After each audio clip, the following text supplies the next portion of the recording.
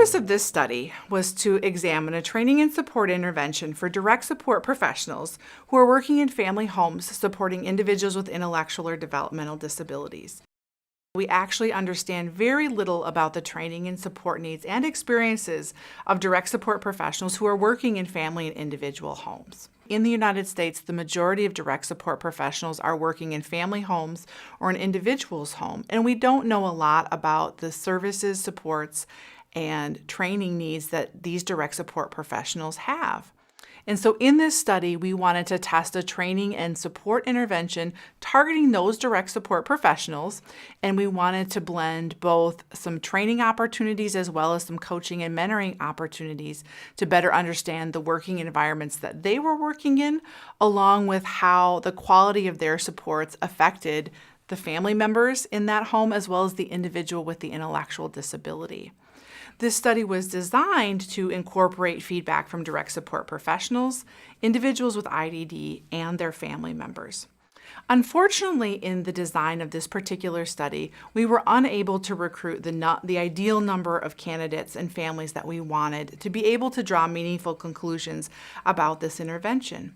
We decided to go back to the drawing board, and what we did was we said, well, let's collect data then on why people can't participate in this study. We learned that there were 3 primary areas for reasons that family chose to decline to participate in this study. And it could be actually the family member or the individual with IDD.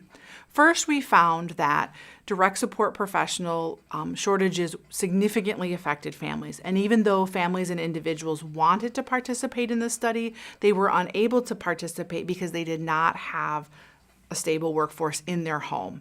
The second barrier that we found was families described system fatigue. And system fatigue in the sense that they couldn't add sort of one more thing to their plate. Although all people that we talked to, regardless of whether they were family members or an individual with IDD, said that they wanted to participate. It sounded really interesting. They understood the value of this work and wanted to support direct support professionals. They just couldn't do one more thing.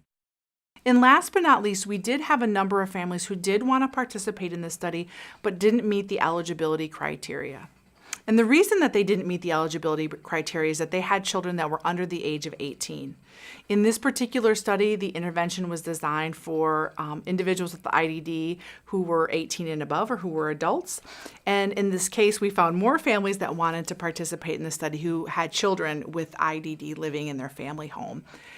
And so what that tells us is that we have to pay additional attention to designing interventions that work for families, continuing to understand the direct support workforce crisis and shortages, as well as broaden our thoughts on who we want to recruit or engage for future work.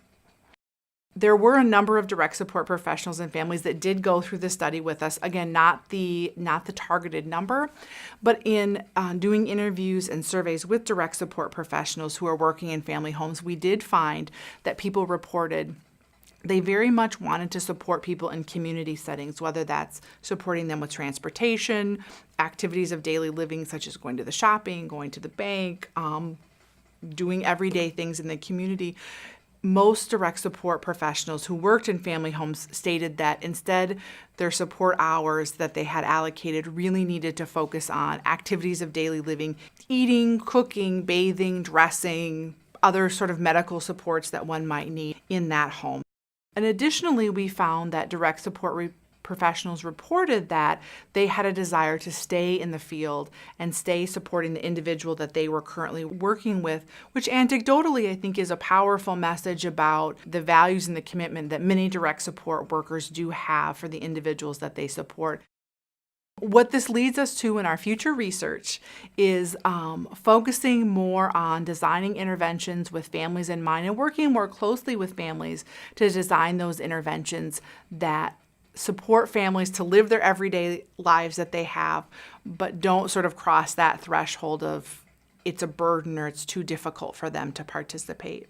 I think it also cues us in that our work around the direct support workforce crisis really does need to continue, because it is difficult to understand the context of direct support workers if we can't study them through research as well. And so we really need to continually work hard to support and stabilizing the direct support workforce so individuals and families can lead the lives they want.